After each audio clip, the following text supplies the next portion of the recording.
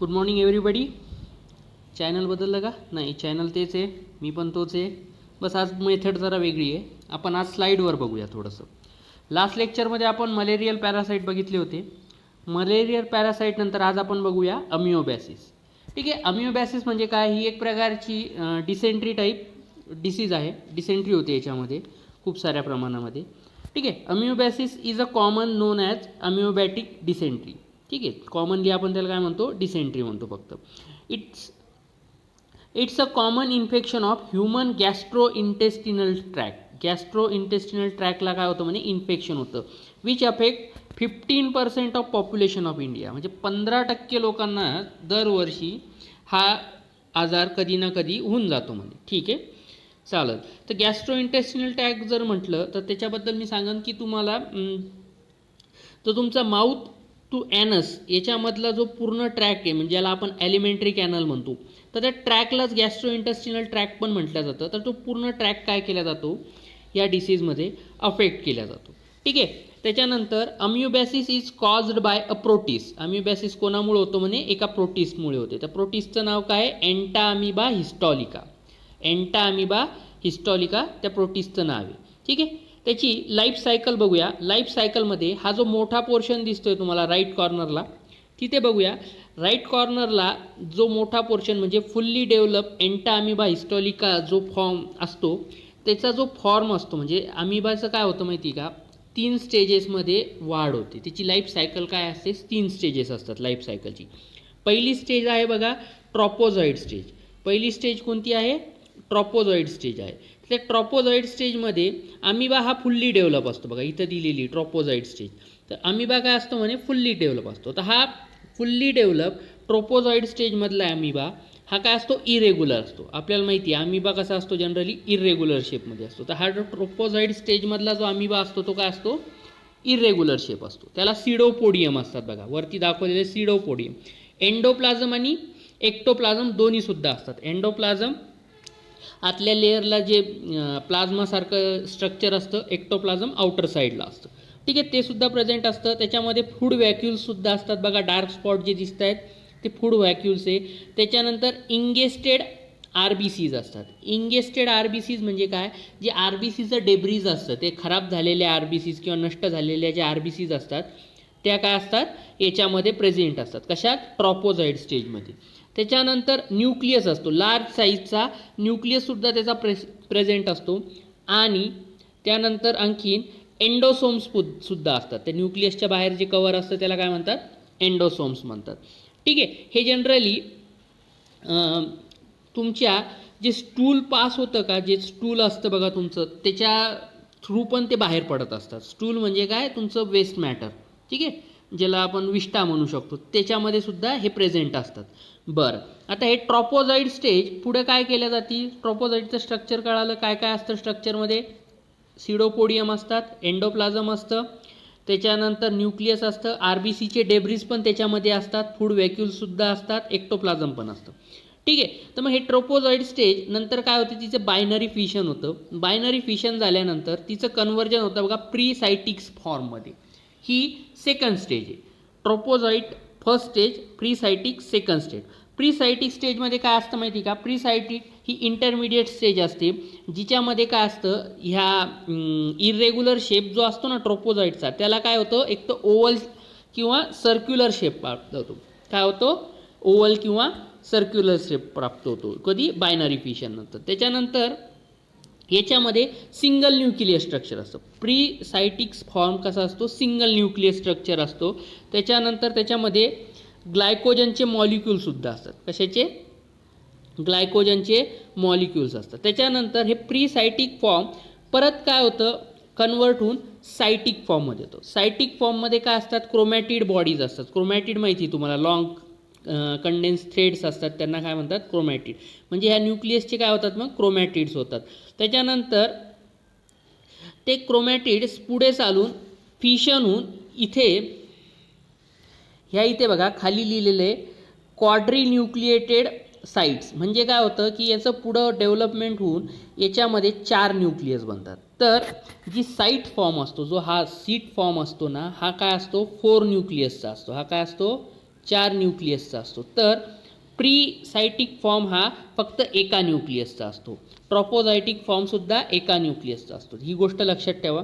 मग हे quadri nucleated structure आहे. याच्यामध्ये बघा न्यूक्लियस दिसत आहे. किती न्यूक्लियस आहे? 4 आहे. ग्लायकोजन व्हॅक्यूलसुद्धा आहे ग्लायकोजन इनटेक करण्यासाठी. जे आपल्या ग्लायकोजन तुम्हाला माहिती आहे, ग्लायकोजन काय असतं? ग्लुकोजचाच एक प्रकार आहे. ग्लुकोजमध्ये ग्लायकोजन कन्वर्ट होतं.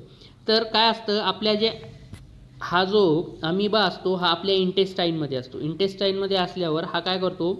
जे आपलं ग्लायकोजन आहे ते ॲब्सॉर्ब करण्यासाठी याच्याकडे काय असतात? ग्लायकोजन व्हॅक्यूल्स असतात.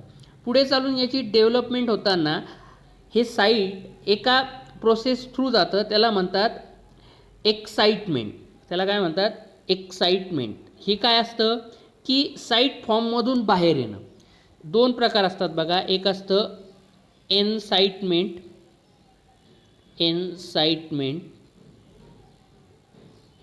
अरे एक मिनिट. याच्यात काय असतं बघा? एनसाइटमेंट असतं. एक फॉर्म असतो. Just a minute. आज फर्स्ट डे. ठीक आहे. एनसाइट एनसाइटमेंट MENT. ठीक आहे. पुढचं काय? एनसाइटमेंट. हा जो फॉर्म असतो ना एनसाइटमेंट, ह्या फॉर्ममध्ये काय होतं? हा एक्साइटमेंट आहे. एक्साइटमेंटमध्ये काय होतं की ही जी साईट स्टेज आहे ना त्याच्यातून बाहेर पडण्याला काय म्हणतात? एक्साइटमेंट म्हणतात. आणि च्या जागी फक्त एन जर आलं एनसाइटमेंट तर साईट स्टेज येण्याच्या याला म्हणतात. म्हणजे इथून प्री साईटमधून जेव्हा साईट स्टेज बनती त्याला काय म्हणतात? मग एनसाइटमेंट म्हणतात. त्यांना काय म्हणतात? एनसाइटमेंट. आणि या साईट स्टेजमधून बाहेर पडण्याच्या क्रियेला म्हणतात एक्साइटमेंट. ओके. या गोष्टी लक्षात ठेवा. तसं तुमच्या नीटच्या सिलेबसला हे काही नाही आहे, कारण मी बरेच MCQचे बुक पाहिले त्याच्यात ही लाईफ सायकल मेन्शन केलेली नाही. ही लाईफ सायकल फक्त स्टेट बोर्डच्या नवीन पुस्तकामध्ये आलेली. त्याच्यामुळे मी एक ब्रीफ इंट्रोडक्शन देते. मग ही एक्साइट स्टेजमधून बाहेर आल्याच्या नंतर हे काय केलं जातं? हे एक्साइट जी वॉल आहे ही कशाची असते? चिटिनसची बनलेली असते. ही जी वॉल दिसते ना तुम्हाला, ही वॉल कशाची बनलेली असते? चिटिनसची बनलेली असते.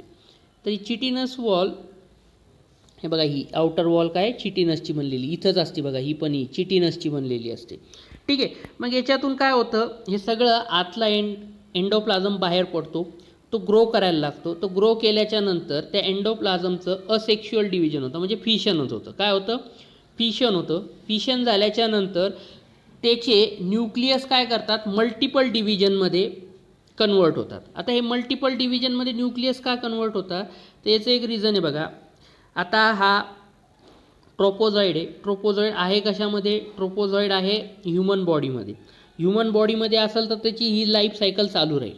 ह्युमन बॉडीमध्ये तो काय करेन? ट्रोपोझॉइड बायनरी फिशन करून प्री साईट फॉर्ममध्ये येईल. त्याच्यानंतर साईट फॉर्ममध्ये येईल. त्याच्यानंतर त्याच्या न्यूक्लियसचे एका न्यूक्लियसचे 4 न्यूक्लियस होईल. 4 न्यूक्लियस झाल्याच्या नंतर परत ते काय होईल? ग्रो करायला लागेल. ट्रोपोझॉइड होईल.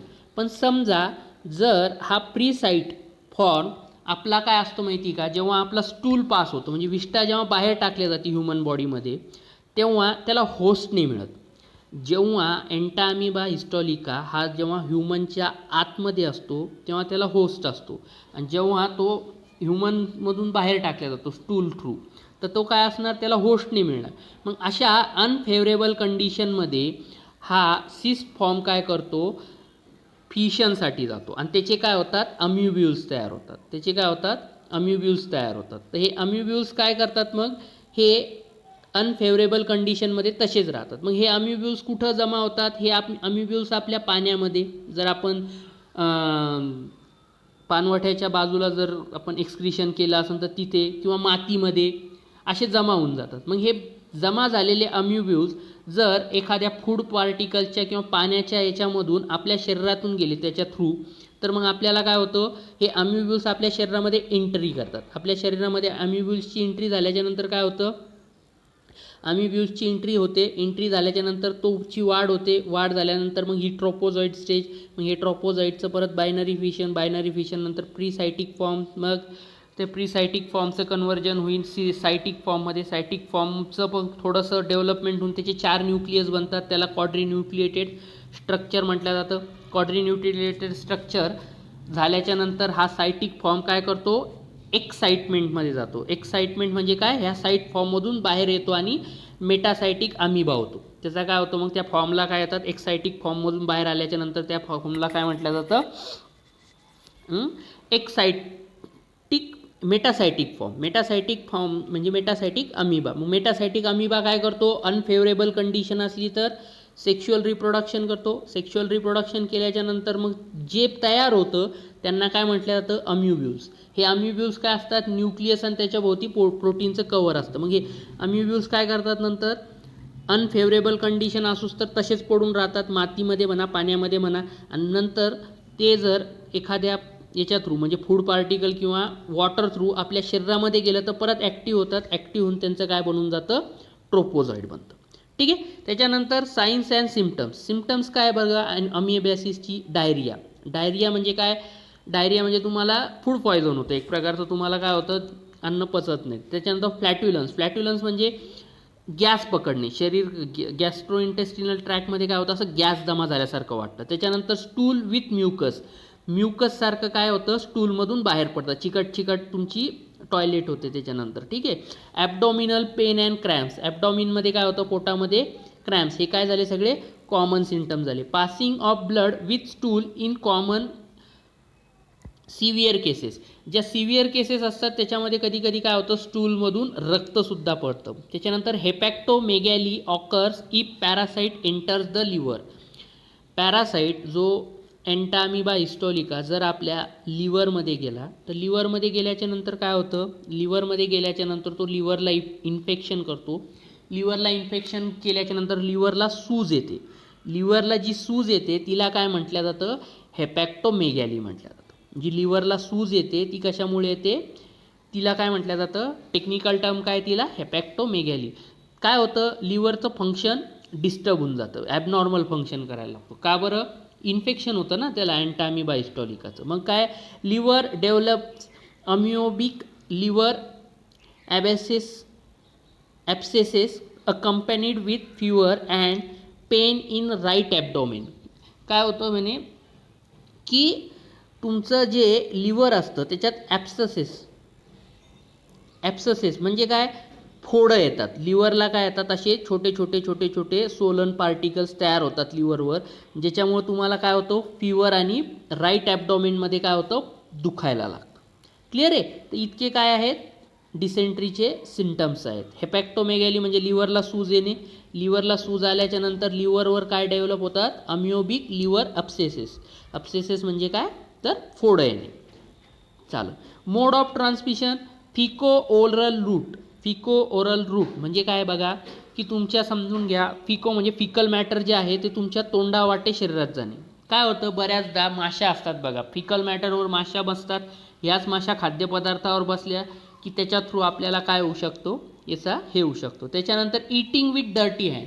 कोणी शेतामध्ये काम केलं, माती वगैरे लागलं तर मातीमध्ये ते अम्युब्युल्स त्यांच्या नखामध्ये वगैरे गेलेले असन आणि तेच हातं जर न धुता खाल्ल्या गेलं तर त्याच्यातून तुम्हाला हे होऊ शकतं.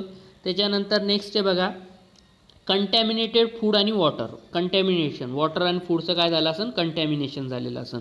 वॉटरचं कंटॅमिनेशन कसं होणार, की जर तुमचं फिकल मॅटर जर तुम्ही वॉटर रिझर्वायरच्या बाजूलाच केलं तर त्याच्या थ्रू येऊन जाणार. Diagnosis and treatment. हे एक्स्ट्रा पार्ट आहे जो स्टेट बोर्डने मेन्शन केलेला आहे, जो आपल्या नीटच्या सिलेबसला नाही, पण आपण थोडंसं बघू. Diagnosis of amoebiasis is made through microscopic examination of stool sample. Stool सॅम्पलचं काय केलं जातं, मायक्रोस्कोपिक एक्झामिनेशन केलं जातं आणि त्याच्यानुसार काय केलं जातं, मग बघितलं जातं की नेमकं काय प्रॉब्लेम आहे. Amoebiasis is treated by the use of metronidazole. ठीक आहे. त्याच्यानंतर टायनिडायझॉल, मेट्रॅनाइडॉल आणि tinidazole which can destroy Entamoeba histolytica in digestive tract as well as other tissue. जर अदर टिश्यू म्हणजे लिव्हरच्या टिश्यूमध्ये जर त्याने इन्फेक्शन केलं असेल तर तिथे काय केलं जातं, याला डिस्ट्रॉय केलं जातं. ठीक आहे. तर हे दोन नावं लक्षात राहू द्या, मे बी स्टेट बोर्डच्या परीक्षेमध्ये येतील किंवा नाही पण येणार, कारण हे मी वाचलं, हे मेडिकलच्या स्टुडंटच्या याच्यातून मी बघितलं की हे काय असतं नेमकं, तर ते तिकडं दिसलं मला यूट्यूबवर. जाऊ दे, आपल्याला काही नाही, आपल्याला फक्त नावं लक्षात ठेवणे. मेट्रोनिडॅझॉल आणि टायनीडॅझॉल. ठीक आहे, मेट्रोनिडॅझॉल आणि टायनीडॅझॉल हे 2 लक्षात ठेवा की औषध आहे, जेनेरिक नेम असतील हे जे वापरल्या जातात. नेक्स्ट आहे बघा प्रिव्हेन्शन अँड कंट्रोल. काय करणार prevention? Wash hands with hot water and soap after using toilet. तेच आपलं रेग्युलर हायजिनिक आपल्या मेथड्स जे आपण नेहमी वापरतो की गरम पाण्याने हात धुवा, त्याच्यानंतर टॉयलेटला जाऊन आल्यावर साबणीने हात धुवा. Changing babies diaper. काय करायचं म्हणे की आपले हात कधी चेंजिंग बेबीचं जर डायपर वगैरे चेंज केला असेल तर तेव्हा पण काय करायचं आहे तुम्हाला साबणीने हात धुवायचे. Drink boil water. जर डिसेंट्रीची साथ आली असेल किंवा त्याची पॅन्डेमिक जर आला असेल तुमच्या एरियामध्ये तर तुम्ही काय करणार, वॉटर जे आहे ते बॉईल करून करणार. Otherwise water must be chlorinated and filter. आपलं जे घराला नळाचं पाणी येतं ते काय असतं, क्लोरिनेटेड असतं आणि फिल्टर असतं. आपलं जे फिल्टर आहेत भोकरदनमधले जे फिल्टर आहे त्याच्यामध्ये काय केलं जातं, वॉटरला ट्रीटमेंट केलं जातं. त्याचं पहिले फिल्टर केलं जातं, त्याला फिल्टर केल्याच्या नंतर तरीसुद्धा आपल्याला माहिती गढूळ किती असतं. एनिवे पण ते फिल्टर करून स्वच्छ येतं असं समजा. त्याच्यानंतर त्याला काय केलं जातं, क्लोरीनशी ट्रीट केलं जातं. ठीक आहे, आपल्या घरीमध्ये पण असतं बघा जीवन ड्रॉप, मेडिक्लोर हे जे आहेत ना ड्रॉप असतात बघा आपण पाण्यात टाकतो, ते पण काय असतात, डायल्यूट क्लोरीन असतात. ठीक आहे. Avoid eating unhygienic food. काय करायचं, जिथं स्वच्छता पाळल्या जात नाही तिथलचे खाद्यपदार्थ खाण्याचं टाळायचं. त्याच्यानंतर vegetable must B washed and cooked. काय करायचं, भाज्या फळं नीट धुवायचे. बऱ्याचदा काय होतं बघा, माझं एक जनरल ऑब्झर्वेशन आहे की शेतं असतात, शेताच्या बांधाला पाणी साचलेलं असतं. त्या बांधाला साचलेल्या पाण्यामध्येच बऱ्याचदा शेतकरी काय करतो, भाज्या वगैरे धुतो आणि त्या भाज्या धुतल्यानंतर कधी कधी काय होतं मग आपण पण घरी न भाज्या धुतात जर केलं तर तसं होऊ शकतं एखाद्या वेळेस. किंवा काय करतात, जे व्यापारी लोक असतात ते करतात, त्यांना सांगितलेलं असतं शेतकऱ्यांनी की बाबा तुम्ही शेतामध्ये जाऊन भाज्या घेऊन टाका, आणि ते व्यापारी लोक किंवा ते मजूर लोक काय करतात, स्वच्छ पाणी न वापरायच्या जागी ते बांधाच्या किनाऱ्यावरचंच पाणी वापरलं जातं. त्याच्यामुळं बऱ्याचदा कामचुकारपणा काय होतो, माणसाच्या आरोग्याला भोवतो. बरेच जण करतात असा कामचुकारपणा. तर तसं नाही करायचं. स्वच्छ पाण्यानं भाज्या शेतात धुतल्या गेल्यानंतर सुद्धा गेल्या पाहिजे आणि त्याच्यानंतर मग आपण स्वतः पण घरी नीट धुतल्या पाहिजे. Vegetable must be properly wash झालं. Proper sanitary faculty include sewage disposal help in prevention. काय करायचं म्हणे, प्रॉपर सॅनिटरी फॅकल्टी म्हणजे घर असेल तर घराबाजूला काय करायचं, शौचालय, त्या शौचालयामध्ये जर शौचालयाचं जे पण पाणी बाहेर जातं त्याचं काय केलं जातं, वेल ट्रीटमेंट आणि डिस्पोजल केलं पाहिजे. बऱ्याचदा काय केलं जातं, सोच खड्डा बनवतात बघा, त्याच्यातच टॉयलेटचं जे एक आलेलं पाणी असतं ते तिथंच डिस्पोज केलं जातं, तिथंच त्याचं काय केलं जातं, विल्हेवाट लावल्या जाते. नेक्स्ट आहे बघा ॲस्कॅरिस. नेक्स्ट डिसीज आहे आपला ॲस्कॅरिस. ठीक आहे, ascaris it is an infectious disease of human intestinal tract caused by roundworm. Intestinal tract, intestinal पहिला होता गॅस्ट्रो इंटेस्टिनल म्हणजे जिथून हवा आत जाऊ शकते. तर हवा कुठून जाते, माउथमधून पण जाऊ शकते, नाकामधून. तर mouth to alimentary canal, gastro intestinal tracts. Mouth to ॲनसला काय म्हणायचं, गॅस्ट्रो इंटेस्टिनल ट्रॅक किंवा एलिमेंटरी कॅनल. आणि इंटेस्टिनल ट्रॅक म्हणजे फक्त इंटेस्टाईन. ठीक आहे, तर ॲस्कॅरिस कुठं इन्फेक्शन करतात, तर तुमच्या इंटेस्टिनला. कोण करतं, एक राऊंडवर्म आहे. ठीक आहे, आपण नेमॅटोड्समध्ये बघितले होते, खूप सारे राऊंडवर्म होते. त्या राऊंडवर्ममधला एक राऊंडवर्म आहे, त्याचं नाव आहे ॲस्कॅरिस लुम्ब्रिकॉइडिस. त्या राऊंडवर्मचं नाव काय, Ascaris lumbricoides. Ascaris lumbricoides is an endoparasitic roundworm. Endoparasitic roundworm म्हणजे काय, एंडोपॅरासाईट म्हणजे विदिन बॉडीच्या आतमध्ये राहतो. ठीक आहे, तुम्हाला माहिती राऊंडवर्मला दुसरा शब्द पण काय, नेमॅटोड्स आहे. सायन्स अँड सिम्टम्स काय होतं म्हणे बघा त्याचे, ॲस्कॅरिसची काय होतं तर ॲस्कॅरियासिस झाला असेल तर gastro intestinal discomfort accompanied with vomiting and fever. काय होतं म्हणे, उलट्या आणि ताप येतात म्हणे. गॅस्ट्रो इंटेस्टिनल ट्रॅक म्हणजे तुमच्या तोंडातून सगळ्या उलट्या होतात, तर त्या ट्रॅकमध्ये काय होतं, डिस्कम्फर्ट होतं. म्हणजे तुमचं पूर्ण घसा दुखणे किंवा पोटामध्ये काय होतं, गुडगुड होत राहणे. गुडगुड होत राहणे. Presence of live worm in fecal matter. जे फिकल मॅटर तुमचे बाहेर पडतात त्याच्यामध्ये जंत किंवा अशा बारीकशा आळ्यासुद्धा काय होतात तुम्हाला दिसतात. त्याच्यानंतर pulmonary disorders occur in some patient. ठीक आहे, पुल्मोनरी डिसऑर्डर्स काय होतात, ऑकर्स होतात. त्याच्यामध्ये जर तुम्हाला सांगायचं जर झालं, पुल्मोनरी डिसऑर्डर्स जर सांगायचं झालं तर तुमचं ब्रिदिंग प्रॉब्लेम होतं बघा. पुल्मोनरी आर्टरी असतात, ब्लड सप्लाय करत असतात, तर सहसा काय होतं तुमचं पुल्मोनरी डिसऑर्डर्समध्ये भरपूर डिसीजेस येतात. त्यात सहसा याच्यामध्ये जर कन्सिडर करायचं म्हटलं तर ब्रिदिंग प्रॉब्लेम होते. त्याच्यानंतर न्यूमोनिटिस काय होतं, न्यूमोनिटिस म्हणजे काय की तुमच्या लंग्ज असतात ना, लंग्ज, ठीक आहे, त्या लंग्जमध्ये इन्फ्लेमेशन होतं. इन्फ्लेमेशन म्हणजे सूज येते लंग्जमध्ये. जर आपण लंग्जचा नीट अभ्यास केला तर लंग्जमध्ये अल्विओलाय असतात. काय असतात, अल्विओलाय असतात. अल्विओलाय म्हणजे काय असतात, ह्या एअर सॅक्स असतात. लंग्समध्ये काय होतं, ऑक्सिजन येत असतो, बरोबर आहे की नाही. तर हे ऑक्सिजन अल्विओलायमध्ये जात असतं आणि अल्विओलाय थ्रू पुढच्या प्रोसेससाठी पाठवल्या जातं. तर हे जे एअर सॅक्स असतात अल्विओलाय, तर ह्या अल्विओलायला काय होतं, इन्फ्लेमेशन होतं. ठीक आहे, तर न्यूमोनिटिस, त्या इन्फ्लेमेशन झाल्याच्या नंतरच्या त्या कंडिशनला काय म्हटलं जातं मग, न्यूमोनिटिस.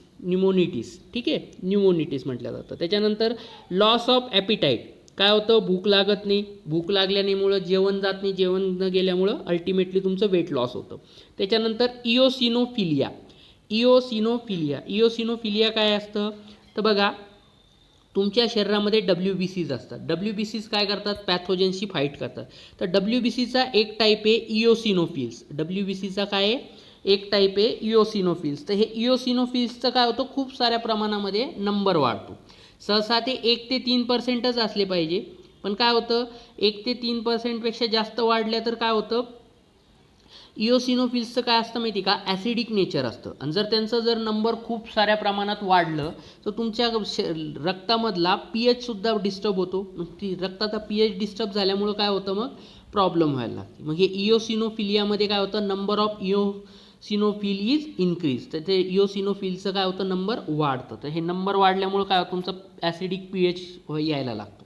त्याच्यानंतर लाईफ सायकल जर ॲस्कॅरिस लुम्ब्रिकॉडिसची पाहायची झालं तर समजा सोलिंग बाय मॅन, इथून टॉप मोस्ट पासून पाहू की एखाद्या व्यक्तीने जर ॲस्कॅरिस लुम्ब्रिकॉडिस याचे एग्स किंवा तो जर त्याचे एग्जच येतात सर्वात प्रथम शरीरामध्ये, तर ते एग्स किंवा लार्वी फॉर्ममध्ये तो इंटेक केल्या गेला शरीरामध्ये माणसाच्या, तर तो कुठे जातो, इंटेस्टाईन. ते एग्ज इंटेस्टाईनमध्ये जातात. इंटेस्टाईन नंतर ब्लड, हार्ट, लंग्स, ठीक आहे, हे सगळे पाथवेमध्ये ते काय होतात, पसरत जातात. त्याच्यानंतर ट्रॅकिया नंतर फॅरिंग्स. ठीक आहे, फॅरिंग्स नंतर तुमचे इसोफेगस. हे सगळे काय तुमचे डायजेस्टिव्ह ट्रॅकचे हे आहेत, काय म्हणतात, ट्रॅकिया झालं, फॅरिंग्स झालं, इसोफेगस.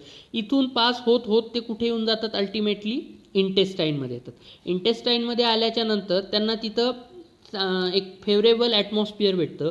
मग हे काय करतात, तिथे विसावतात, तिथे ग्रो करतात. ग्रो केल्याच्या नंतर मल्टिप्लिकेशन करतात, म्हणजे रिप्रोडक्शन करतात. ठीक आहे, तर अडल्ट वर्म इन इंटेस्टाईन. तर इंटेस्टाईनमध्ये काय होतात, मग हे ग्रो झाल्याच्या नंतर त्यांचं अडल्ट वर्म बनतो. म्हणजे हे एग्स पास कुठून होतात, पार माणसाने खाल्ल्याच्या नंतर सगळीकडे हे फिरून आल्याच्या नंतर त्यांना परत काय होतं, इंटेस्टाईनमध्येच यावं लागतात, जिथं त्यांना फेवरेबल कंडिशन होते. तर मग ते इंटेस्टाईनमधून ब्लडमध्ये पण जाऊ शकतात, ब्लड थ्रू हार्टमध्ये पण जाऊ शकतात, ब्लड थ्रू लंग्समध्ये पण जाऊ शकतात. ट्रॅकिया, फॅरिंग्स, इसोफॅगस इतक्या ठिकाणी जातात.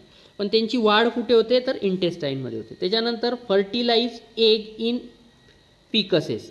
तर समजा अडल्टने काय केलं, फिकल मॅटर त्याचं बाहेर टाकलं, म्हणजे तो काय केला, एक्सक्रिशनसाठी गेला, तर त्याच्यामध्ये सुद्धा त्याचे काय होतात, हे एग्स जे आहेत कोणाचे, ॲस्कॅरिस लुम्ब्रिकॉइडिसचे, ते बाहेर पडतात. मग हे एग्स काय करतात, मग सॉईलमध्ये मिसळतात. सॉईलमध्ये मिसळल्याच्या नंतर एग्स तसेच राहतात. जोपर्यंत फेवरेबल कंडिशन येत नाही तोपर्यंत ते एग्स काय करतात, तसेच राहतात. फेवरेबल कंडिशन आली की ते काय करतात, परत ग्रो करायला लागतात. मग हे सॉईलमध्ये जर तुमचे एग्स तसेच राहिले तर ते सॉईलमध्ये एग्स तसेच राहिल्याच्या नंतर ते एग्स काय होऊन जातात, मग फूड थ्रू, म्हणजे आपल्या पालेभाज्या वगैरे जर नीट धुतल्या नाही तर त्याच्या थ्रू काय होऊन जातात, माणसामध्ये येऊन जातात.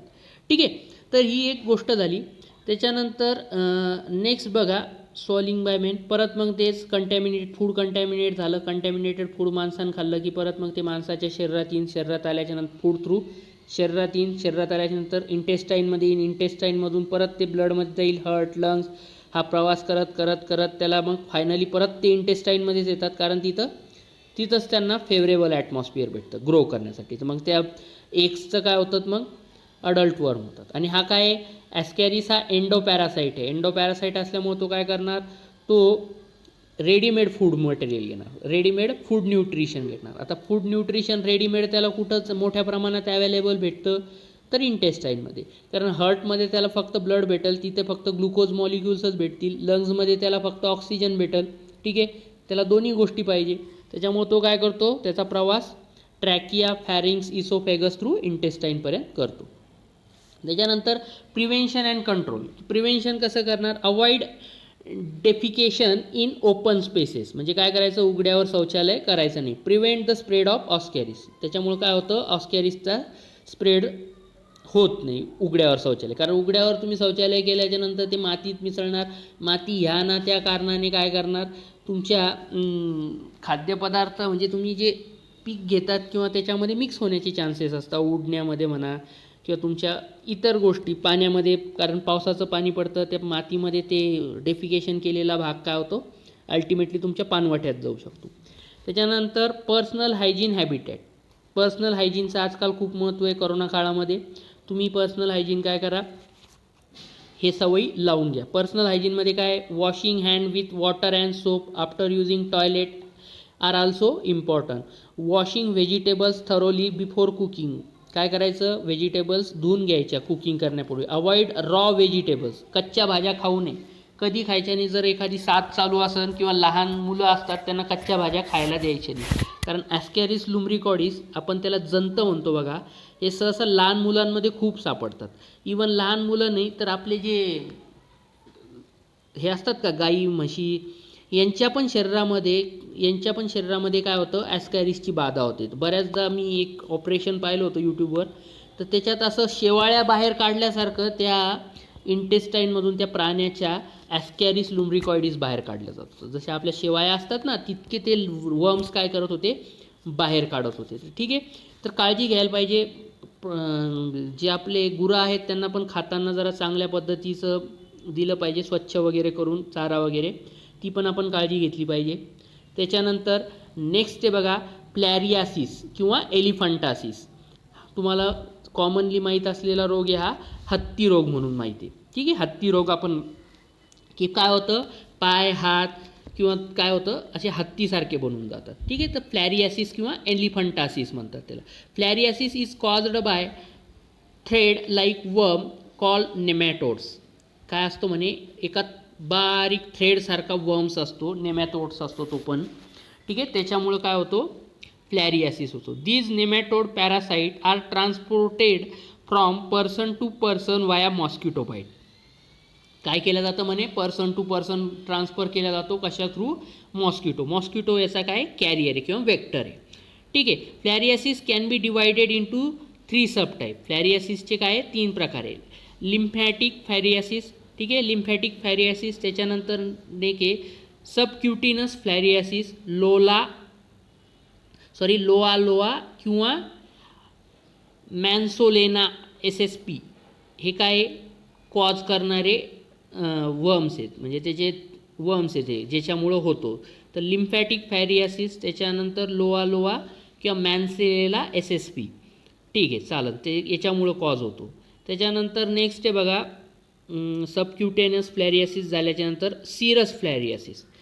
नेक्स्ट काय, थर्ड टाईप सिरस फ्लॅरियासिस. कुठं भेटतो हा, कुठं इन्फेक्शन करतो, तो ॲबडॉमिनल कॅव्हिटीमध्ये राहणारा.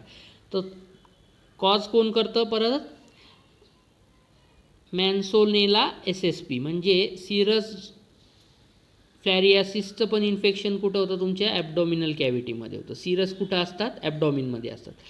तर आपल्याला त्याच्यामध्ये बघायचा कोणता आहे, तर लिम्फॅटिक फॅरियासिसच यावर्षी बघायचा आहे. ठीक आहे, लिम्फॅटिक. बाकीचे सबक्युटेनस आणि सिरसवाला आपल्याला ह्यावर्षी नाही आहे. तर मग लिम्फॅटिक फॅरियासिस इज कॉज्ड बाय, कोणामुळं होऊन जातं, वर्म्स काय, वुल्चेरिया बँक्रोप्टी. त्याच्यानंतर ब्रुगिया मलाई आणि ब्रुगिया टायमोरी. हे 3 वर्म्स आहेत ज्याच्यामुळे तुम्हाला हत्तीरोग किंवा फ्लॅरियासिस होऊ शकतो. इथे त्याची लाईफ सायकल दिलेली बघा. फ्लॅरियासिसची सुद्धा लाईफ सायकल ही मलेरियर पॅरासाइट्सप्रमाणेच असते, जवळपास 2 जणांमध्ये होते, बरोबर आहे नाही. मलेरियर पॅरासाइटची जी लाईफ सायकल झाली होती ती कशी झाली होती, अर्धी ह्युमनमध्ये अर्धी मॉस्किटोमध्ये. ठीक आहे, तर मग आपण पहिले मॉस्किटोमधली लाईफ सायकल बघूया की मॉस्किटोमधली लाईफ सायकल कशी असते. तर समजा हा जो पर्सन दाखवलेला आहे हा काय आहे, फ्लॅरियासिसग्रस्त आहे, म्हणजे याला हत्तीरोग झालेला आहे, याला एखादा मॉस्किटोने काय केलेलं आहे, बाईट केलेलं आहे.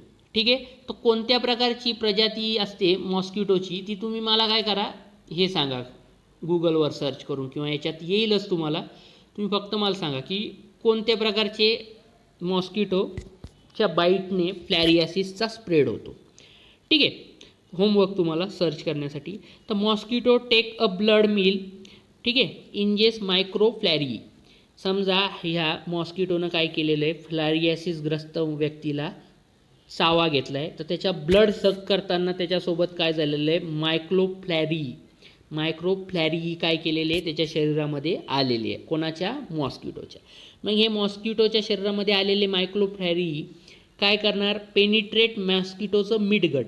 काय करतात, मॉस्किटोचं मिडगट जे आहे त्याच्या थ्रू कुठे जाऊन पोचतात, ते मायग्रेट टू थोरॅसिक मसल, त्याच्या थोरॅसिक मसलमध्ये जातात आणि तिथे काय करतात, ते ग्रो करतात. थोरॅसिक पोर्शन हा काय असतो, जरा मोठा असतो. जर तुम्ही आर्थ्रोपोड्स पाहिला तर त्याचा काय असतो, थोरॅसिक रिजन जरासा मोठा असतो.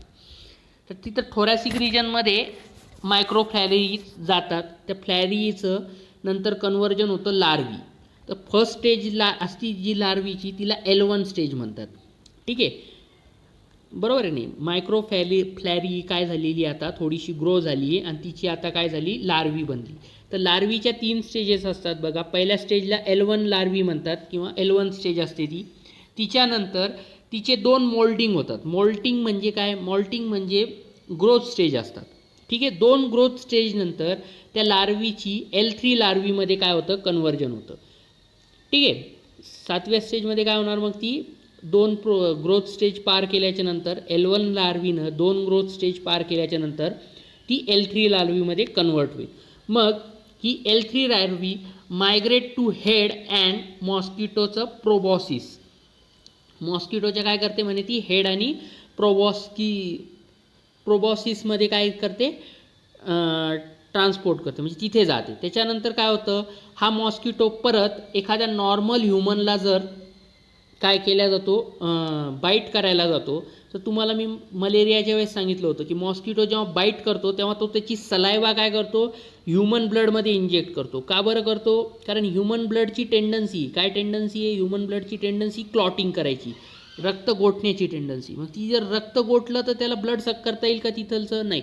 मग तो ब्लड क्लॉट नाही व्हावं किंवा ते रक्त गोठाव नाही म्हणून मॉस्किटो काय करत असतो, त्याची सलायवा ब्लडमध्ये टाकत असतो की जेणेकरून ते रक्त डायल्यूट फॉर्ममध्ये राहणार. मग mosquito take a blood meal म्हणजे मॉस्किटो काय करणार आहे, आता नॉर्मल ह्युमनचं ब्लड सक करण्याचा प्रयत्न करन, तर तेव्हा त्याची सलायवा तो काय करन, ह्युमनमध्ये टाकल. तर त्या ब्लड सलायवामध्ये काय होणार, त्या ब्लड सलायवामध्ये हे हे जे आपले लार्वी आहेत कोणाचे, फ्लॅरियासिसचे, हे फ्लॅरियासिसचे लार्वी काय होणार, मग ह्युमन ब्लडमध्ये येऊन जाणार. मग हे फ्लॅरियासिस जेव्हा ह्युमन ब्लडमध्ये नाही येत, हे ह्युमनच्या स्किनमध्ये येतात. पहिले कुठे येतात, ब्लडमध्ये नाही येत. हे कुठे येणार, फ्लॅरियासिसची लार्वी ह्युमनच्या स्किनमध्ये येते, ब्लडमध्ये नाही येत. ही कुठे येते, स्किनमध्ये येते. म्हणजे जेव्हा काय म्हणतात त्याला, मॉस्किटो बाईट करतो, तर बाईट करताना ही लार्वी ह्युमनच्या काय होते, मासामध्ये दाखल होते. मग ह्युमनच्या मासामध्ये दाखल झाल्याच्या नंतर तिची तिथे काय होते, ग्रो होते. बघा इकडं राईटला ह्युमन स्टेजमध्ये तिची काय होणार, ग्रो होते. मग नेक्स्ट स्टेजला काय होतं की ही लार्वी जेव्हा स्किनमध्ये एंटर करते ना, ती एंटर केल्याच्या नंतर स्किनमध्ये ती ग्रो होते. ठीक आहे, ग्रो कुठे होते, तर लिम्फॅटिक्स अडल्ट कशी होती, कुठे होती ती, ह्युमनच्या लिम्फॅटिक सिस्टममध्ये. ठीक आहे, जेव्हा आपण सर्क्युलरी सिस्टम बघू तेव्हा आपल्याला लिम्फ सिस्टम, लिम्फ नोड याची माहिती घेणार आहोत. तर ते लिम्फॅटिक सिस्टममध्ये काय होते, ही अडल्ट होते. अडल्ट झाल्याच्या नंतर ती काय करते, अडल्ट प्रोड्यूस शीतेड मायक्रोफ्लॅरिया किंवा filaria that migrate in to lymph and blood channel. मग हे अडल्ट काय करतात, एक शीत म्हणजे काय, कोटिंग असणारं. तर कोटिंग असणारं मायक्रोफ्लॅरिया म्हणजे तयार करतात, जे त्याचे काय असतात, इंडिव्हिज्युअल्स असतात. म्हणजे एक प्रकारचं रिप्रोडक्शन झाल्याच्यानंतर जे येतात ऑफस्प्रिंग ते तयार करतात. आणि हे ऑफस्प्रिंग काय होतात, लिम्फ नोड म्हणजे लिम्फ आणि ब्लड चॅनल थ्रू काय होतं, आपल्या टोटल शरीरभर पसरतात. मग ते शरीरभर पसरल्याच्यानंतर मग आपल्याला काय होतं, सिम्टम्स दिसायला सुरुवात होते. मग सिम्टम्स दिसायला सुरुवात झाल्याच्यानंतर मग आपल्याला कळतं की अरे, टेस्ट केल्यावर आपल्याला कळतं की अरे आपल्याला हा आजार झालेला आहे. ठीक आहे, तर आपण पुढं बघूया की नेमकं काय काय होतं याच्यामध्ये. तर साईन अँड सिम्टम काय, oedema with thickening of skin by underlying tissue. काय होतं की जिथे आपल्याला मॉस्किटो बाईट केला तिथं काय होतं, ही लार्वी आपल्या शरीरामध्ये येते. मग शरीरामध्ये आल्याच्या नंतर तिथला भाग असा थिक होऊन जातो, जाड होऊन जातो, एकदम मोठा होऊन जातो. जर असं विचार केला तर साधारणपणे सांगता येईल की थिक होऊन जातो, की जेणेकरून आपला हत्तीसारखा बनून जातो. एखादा हत्तीचा कसा असा गोलच्या गोल एकदम सोलन पार्ट. एडेमा म्हणजे काय, स्वेलिंग अशी होती की ती हार्ड काइंडची थोडीशी स्वेलिंग असते. ठीक आहे, तर मग ते स्वेलिंग होऊन जाते आपली जिथं ते लार्वी इंटर करते त्या भागाची. Wuchereria bancrofti affects the leg, arm, breast and क्रोटस.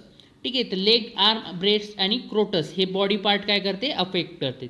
In lymphatic फ्लॅरेसिस